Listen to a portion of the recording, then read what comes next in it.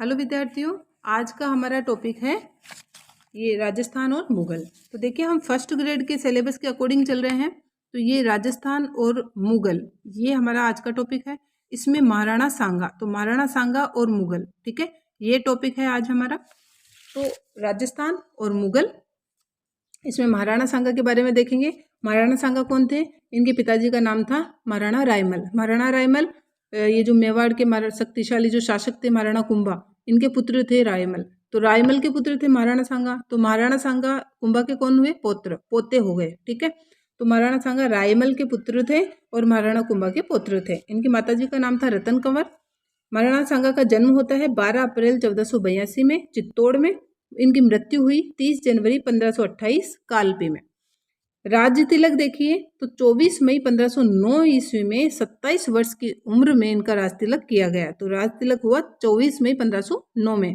इनका शासनकाल रहा 1509 से 1528 तक। 1509 में राज तिलक हुआ और 1528 तक इनका जो है शासनकाल रहा। इनका मूल नाम था संग्राम सिंह। महाराणा सांगा का मूल नाम संग्राम सिंह था। ये सिसोदिया राजवंश से थे, ठीक है। तो ये महाराणा या राणा ये सिसोदिया राजवंशी लगाते थे मेवाड़ में, तो ये सिसोदिया राजवंश से थे। इनकी पत्नी का नाम था महारानी कर्णावती। महाराणा कुंभा के बाद में मेवाड़ के सबसे शक्तिशाली शासक रहे महाराणा सांगा, और इनकी जो उपाधि है वो हिंदूपत। तो हिंदूपत की उपाधि धारण की थी महाराणा सांगा ने। ये कुछ फैक्ट है महाराणा सांगा के बारे में। देखिए, महाराणा रायमल, इनके 4 पुत्र थे, सेसा, जयमल, पृथ्वीराज और संग्राम सिंह। तो महाराणा सांगा संग्राम सिंह सबसे छोटे पुत्र थे, ठीक है। तो एक मेवाड़ में एक भविष्यवाणी की गई कि ये जो संग्राम सिंह है वो राजा होगा। ये तीनों राजा नहीं होंगे, पुत्र ये तीनों बड़े थे, लेकिन संग्राम सिंह राजा होगा। ऐसा सुनकर ये जो चारों भाइयों में इस यहाँ पर जो है झगड़ा हो जाता है, और पृथ्वीराज ने इस आपसी झगड़े में संग्राम सिंह की महाराणा सांगा की आंख फोड़ दी थी। हम पढ़ते हैं कि इनके एक आंख नहीं थी, तो ये पृथ्वीराज ने ही इनकी आंख फोड़ दी थी। इन चारों भाइयों में बीच बचाव का काम करते हैं सारंगदेव। इनके चाचा जी थे सारंगदेव, इन्होंने इनको शांत किया। उसके बाद में देखिए, महाराणा सांगा जो है सेवंतरी गांव में वीदा राठौड़ के यहाँ जाकर शरण ले लेते हैं। वीदा राठौड़ महाराणा सांगा की रक्षा करते हुए मारे जाते हैं, और उसके बाद में महाराणा सांगा जो है श्रीनगर, जो अजमेर में पड़ता है, श्रीनगर के जो करमचंद पंवार थे वहाँ पर जाकर उनके यहाँ रहने लगते हैं और निर्वासित जीवन जीते हैं। फिर बाद में 1509 में महाराणा रायमल के द्वारा इनको बुला लिया जाता है और इनका राज तिलक कर दिया जाता है। अब है महाराणा सांगा के प्रसिद्ध युद्ध। तो महाराणा सांगा ने अपने जीवन काल में ये 5 प्रसिद्ध युद्ध लड़े थे। खातोली का युद्ध, बाड़ी का युद्ध, इसे बाड़ी घाटी का युद्ध भी कहते हैं, गागरोन का युद्ध, बयाना का युद्ध और खानवा का युद्ध। इनमें से बयाना का युद्ध और खानवा का युद्ध ये मुगलों के खिलाफ लड़े गए थे। बाबर मुगल था, मुगल शासन का संस्थापक था भारत में, तो मुगलों के विरुद्ध बयाना का युद्ध और खानवा का युद्ध लड़े गए थे। इसके अलावा ये जो युद्ध भी है सांगा के द्वारा लड़े गए बहुत महत्वपूर्ण है, इसलिए हम इन 5 को ही देखेंगे। खातोली का युद्ध 1517 ईस्वी में लड़ा गया। पीपलदा कोटा में पड़ता है खातोली। सांगा और इब्राहिम लोधी के बीच में लड़ा गया, और जो है इसमें महाराणा सांगा की जीत होती है। तो देखिए, ये पीपलदा जो कोटा में खातोली का युद्ध हुआ, ये अभी वर्तमान में अगर ये स्थान देखें खातोली, तो ये वर्तमान में लाखेरी बूंदी में पड़ता है। तो वर्तमान अगर जगह पूछे तो लाखेरी बूंदी में है ये खातोली, और अगर उस समय का पूछे 1517 का स्थान, तो पीपलदा कोटा। तो ये तो था खातोली का युद्ध। फिर है बाड़ी का युद्ध, इसे बाड़ी घाटी का युद्ध भी कहते हैं। तो बाड़ी का युद्ध 1517 या 1518, देखिए कई जगह तो 1518 मिलती है और कई जगह 1517, तो हम ऑप्शन के अकॉर्डिंग उसमें टिक लगाएंगे। बाड़ी का युद्ध धौलपुर में हुआ, महाराणा सांगा और इब्राहिम लोधी के बीच में हुआ। इसमें भी महाराणा सांगा की जीत होती है। तो ये दोनों ही युद्ध दिल्ली का जो था, ये सुल्तान था इब्राहिम लोधी, इसके विरुद्ध लड़े गए। फिर है गागरोन का युद्ध। गागरोन का युद्ध 1519 ईस्वी में लड़ा गया। गागरोन झालावाड़ में है, तो झालावाड़ में जो है ये जगह पड़ती है गागरोन। सांगा और महमूद खिलजी सेकंड के बीच में लड़ा गया। तो महाराणा सांगा मेवाड़ और मालवा के बीच में लड़ा गया। मालवा का सुल्तान था ये महमूद खिलजी सेकंड, इन दोनों के बीच में लड़ा गया। इसको थोड़ा सा समझ लेते हैं गागरोन के युद्ध को, कि ये जो गागरोन का युद्ध है वो मालवा और गुजरात की संयुक्त मुस्लिम सेना के बीच में लड़ा गया था। तो मालवा में तो था महमूद खिलजी सेकंड और गुजरात में मुस्लिम शासक था। तो मालवा और गुजरात की संयुक्त सेनाएं मिली हुई थी और महाराणा सांगा, इन दोनों शक्तियों के बीच में जो है युद्ध होता है। किसके लिए होता है ये? चंदेरी के मेदिनी राय के लिए ये युद्ध होता है। गागरोन के युद्ध का मुख्य कारण था ये चंदेरी का मेदिनी राय। क्यों? देखिए, ये चंदेरी झारखंड में पड़ता है, वहां का शासक था मेदिनी राय। ठीक है, अब मेदिनी राय ने महमूद खिलजी सेकंड को शासक बनने में मदद की थी। इसके बाद भी इसने विश्वासघात किया और इसने मेदिनी राय के परिवार को ही खत्म कर दिया।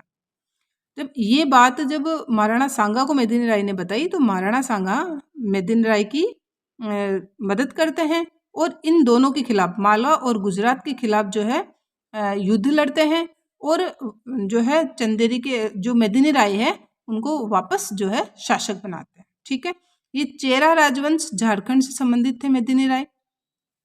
तो ये था गागरोन का युद्ध। सांगा और महमूद खिलजी सेकंड के बीच में लड़ा गया। अगर सांगा और मालवा और गुजरात की संयुक्त सेनाएं भी ऑप्शन में मिल जाता है तो ये भी सही है कि इनके बीच में लड़ा गया। जीत होती है सांगा की। देखिए, रेगुलर 3 युद्ध जीत जाते हैं महाराणा सांगा, चौथा भी महाराणा सांगा ही जीतेंगे। ये है मुगलों के खिलाफ। बयाना का युद्ध होता है 16 फरवरी 1527 में। 16 फरवरी 1527 में बयाना का युद्ध होता है। बयाना भरतपुर में है। महाराणा सांगा और बाबर के बीच में होता है। महाराणा सांगा की इसमें बहुत ही शानदार जीत होती है बयाना के युद्ध में। लेकिन देखिए, ये खानवा का युद्ध देखेंगे। खानवा का युद्ध 17 मार्च 1527 में लड़ा गया। ये भी भरतपुर में पड़ता है खानवा, तो भरतपुर में लड़ा गया। ये सांगा और बाबर के बीच में लड़ा गया और इसमें जो है लास्ट इस युद्ध में महाराणा सांगा की हार हो जाती है कुछ गद्दारों की वजह से और बाबर यहाँ पर जीत जाता है। बाबर की जीत के साथ ही खानवा के युद्ध के बाद में महाराणा सांगा की हार के साथ ही यहाँ भारत में मुगलों का शासन हो जाता है। पूरे भारत में ही मुगल जो है शासन फैल जाता है। ठीक है, अब हम बयाना का युद्ध और खानवा का युद्ध ये थोड़ा डिटेल से देखेंगे। बयाना का युद्ध, बयाना क्यों हुआ, इसके कारण है बयाना के युद्ध के कि बयाना के दुर्ग पर राणा सांगा अधिकार करना चाहते थे और इधर बाबर जो दिल्ली में था उसने साम्राज्यवादी नीति अपनाई, वह भी बयाना के दुर्ग पर अधिकार करना चाहता था। तो दोनों ही शक्तियां बयाना के दुर्ग पर अधिकार करना चाहती थी, इसलिए बयाना का युद्ध हुआ भरतपुर में। बयाना के दुर्ग को पूर्वी राजस्थान का प्रवेश द्वार भी कहते हैं। युद्ध 16 फरवरी 1527 ईस्वी में होता है। बयाना भरतपुर में होता है। महाराणा सांगा और बाबर के बीच में होता है। उसमें महाराणा सांगा की शानदार जीत होती है। बाबर के बारे में कुछ फैक्ट है वो देख लेते हैं। पानीपत फर्स्ट 1526 में लड़ी गई थी। ये इब्राहिम लोदी और बाबर के बीच में लड़ी गई थी। इसमें इब्राहिम लोदी को हराकर जो है बाबर जीत जाता है और यहाँ पर जो है मुगल शासन का संस्थापक बाबर बनता है भारत में। मतलब इब्राहिम लोदी इस सल्तनत कालीन समय को खत्म करके मुगल कालीन जो है का समय का जो है संस्थापक अगर माने वह बाबर था। बाबर कौन था? तुर्की था, तुर्क से आया था। ये मंगोल शासक चंगेज खां और तैमूर लंग का वंशज माना जाता था। इसका सेनापति था मीर बकी। इसने अयोध्या में मंदिर तुड़वाया था और बाबरी मस्जिद बनवाई थी। अब देखेंगे खानवा का युद्ध। खानवा का युद्ध लड़ा गया 17 मार्च 1527 ईस्वी में, लेकिन वीर विनोद ये लिखी थी श्यामल दास ने। तो श्यामल दास की वीर विनोद के अनुसार इसकी जो डेट है वो 16 मार्च बताई गई है, 16 मार्च 1527। तो वैसे तो 17 मार्च 1527 को खानवा का युद्ध लड़ा गया, लेकिन अगर श्यामल दास के अनुसार, वीर विनोद के अनुसार अगर खानवा के युद्ध की तारीख पूछे तो 16 मार्च 1527 होगी। खानवा पड़ता है भरतपुर की रूपवास तहसील में, तो खानवा का युद्ध भी भरतपुर की रूपवास तहसील में हुआ। राणा सांगा और बाबर के बीच में हुआ।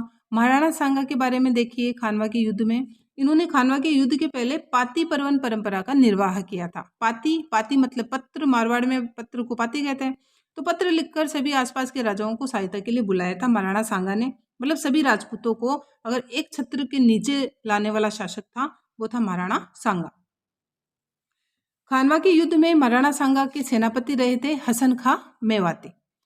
इधर बाबर देखिए, बाबर ने कौन से युद्ध में जेहाद या धर्म योद्धा का नारा दिया था? जेहाद का नारा दिया था बाबर ने खानवा के युद्ध में, और यही कारण रहा था बाबर के जीतने का। धर्म युद्ध या जेहाद का नारा क्या होता है कि ये जो युद्ध है बाबर खुद के लिए, खुद के परिवार के लिए या खुद के देश के लिए नहीं कर रहा है। बाबर जो है इस्लाम के लिए ये युद्ध कर रहा है। अगर बाबर इसमें जीतता है तो बाबर की जीत नहीं होगी, इस्लाम की जीत होगी। इस प्रकार धर्म के मामले को थोड़ा आगे कर कर जिहाद का नारा देकर बाबर ये युद्ध जीत जाता है। इसके सैनिकों में थोड़ा जोश आ जाता है और फिर अंततः ये बाबर जो है गाजी की उपाधि धारण करता है और यहाँ पर भारत में लंबे समय तक इस युद्ध के बाद में, खानवा के युद्ध के बाद में, मुगल साम्राज्य की जो है स्थापना हो जाती है। ये सांगा की तरफ से जो सहायता के लिए कौन कौन आया था, ये रियासतें हैं। तो मारवाड़ से आया था राव मालदेव, जिसे राव गंगा भी कहते हैं। आमेर से आया था पृथ्वीराज कछवाहा। बिजोलिया से था अशोक परमार, इन्होंने छतरी भी बनवाई थी इनकी, महाराणा सांगा की। रायसीन से आया था सलहदी तंवर, ये राजद्रोही था, गद्दारी की थी इसने महाराणा सांगा के साथ। बीकानेर का था कल्याणमल, जिसे राव जेतसी भी कहते हैं। चंदेरी का मेदिनी राय। काठियावाड़ का झाला अज्जा, इन्होंने जो है महाराणा सांगा की जगह ली थी युद्ध भूमि में। गोगुंदा या सादड़ी का झाला सज्जा था। ईडर के थे भारमल। इसके साथ है नागौर के थे नागौर का था खानजादा, ये भी राजद्रोही था, इसने भी सांगा के साथ गद्दारी की थी। और मेड़ता का था रायमल राठौड़ और वीरमदेव। डूंगरपुर का था रावल उदय सिंह और सिरोही का था अखिराज देवड़ा। मेवात का था हसन खां मेवाती। बूंदी का था नारायण दास हाड़ा। जालोर का अक्षयराज। सलूम्बर का रावत रतन सिंह और गुजरात का था महमूद खां। ये सहयोगी थे महाराणा सांगा के खानवा के युद्ध में। खानवा के युद्ध के परिणाम देखेंगे, परिणाम क्या क्या हुए। तो सलहदी तंवर और जो रायसीन का था और नागौर का था खानजादा, इसने ये बाबर से मिल गया, इसने सांगा के साथ गद्दारी की, सलहदी तंवर ने और नागौर के खानजादा ने। महाराणा सांगा युद्ध में घायल हो गए। आमेर के जो पृथ्वीराज कछवाहा थे, मारवाड़ के मालदेव और सिरोही के अखिराज देवड़ा, इन तीनों ने मिलकर जो मूर्छित महाराणा सांगा थे उनको मैदान से सुरक्षित बाहर निकाल दिया। महाराणा सांगा की जगह युद्ध में महाराणा जो झाला अज्जा था, तो झाला अज्जा ने इनकी जगह ले ली। झाला अज्जा जो काठियावाड़ से थे, इन्होंने महाराणा सांगा के मुकुट वगैरह धारण किए और राज चिन्ह वगैरह धारण किए और उनकी जगह युद्ध करते हुए वीर गति को प्राप्त हुए। अंततः महाराणा सांगा की हार हो जाती है। तो और युद्ध के अंत में देखिए जो बाबर जीत जाता है, तो इस बाबर ने गाजी की उपाधि धारण की, गाजी की उपाधि धारण की खानवा के युद्ध के बाद में बाबर ने। और एक मुसलमान व्यापारियों पर एक टैक्स लिया जाता था, उसको खत्म कर दिया, उसको समाप्त कर दिया। एक वाकया ये भी है कि बाबर ने जो है खानवा के युद्ध के बाद में शराब ना पीने की जो है कसम खाई थी, ये भी वाकया है।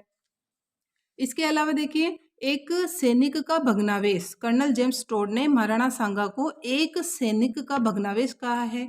मतलब एक ऐसा सैनिक जो भग्नावेश, जो पूरी तरह से जो है टूट फूट चुका है, जर्जर हो चुका है और फिर भी अपने देश के लिए लड़ रहा है।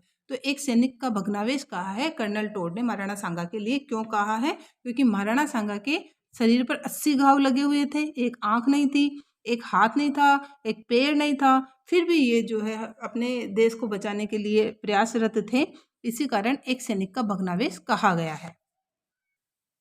इसके बाद में महाराणा सांगा को वहाँ से बसवा दौसा में ले जाया गया। वहाँ पर बसवा दौसा में ही महाराणा सांगा का चबूतरा बना हुआ है।